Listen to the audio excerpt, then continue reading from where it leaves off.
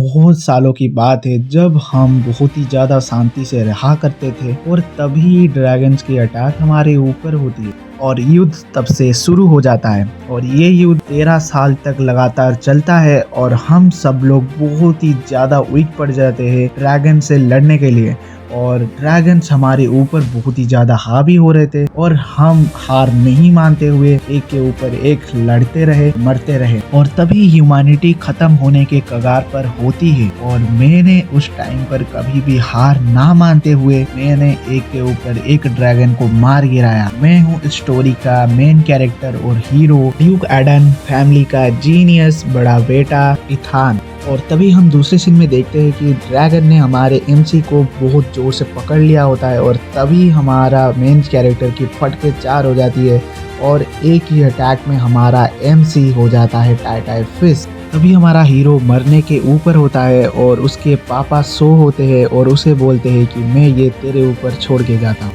तभी हीरो के मन में बहुत कुछ चीज़ें चल रही होती है और सबको वो सॉरी बोलता है क्योंकि वो उसका प्रॉमिस वो पूरा नहीं कर पाता है, वो अपनी डेथ को एक्सेप्ट कर लेता है। तभी हम देखते हैं नेक्स्ट सीन में यहाँ पर इथान को कोई पुकार रहा होता है और वो कोई नहीं उसकी सिस्टर है और इथान उठ के देख के भाई साहब उसका रिएक्शन जो होता है देखने लायक होता है। इथान बहुत ही ज़्यादा शॉक्ड था क्योंकि उसकी सिस्टर मर चुकी थी और वो भी मर चुका था थोड़ी देर पहले और वो अभी कैसे जिंदा है। तभी उसकी सिस्टर बोलती है फाइनली तुम उठ गए और वो उठ के उसके लिए सूप बनाने के लिए चली जाती है और वो सोचता है कि यार मेरे सिस्टर का ये क्या हालत हो चुका है।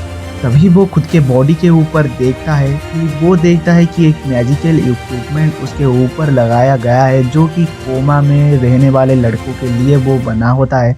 वो उसको कुछ समझ में नहीं आता है और उसकी बॉडी बहुत ही ज़्यादा वीक पड़ जाती थी और वो अपने मैजिकल कोई भी माना सेंस नहीं कर पा रहा था। वो कैसे भी करके माना यूज करके खुद को बूस्ट करता है, खड़ा होता है और तभी उसके सिस्टर देख लेती है उसको खड़ा होते हुए और उसकी सिस्टर भाग के आती है और उसे बोलती है तुम अब रेस्ट करो, ये तुम क्या कर रहे हो, तुम 10 साल से यहाँ पर कोमा में थे।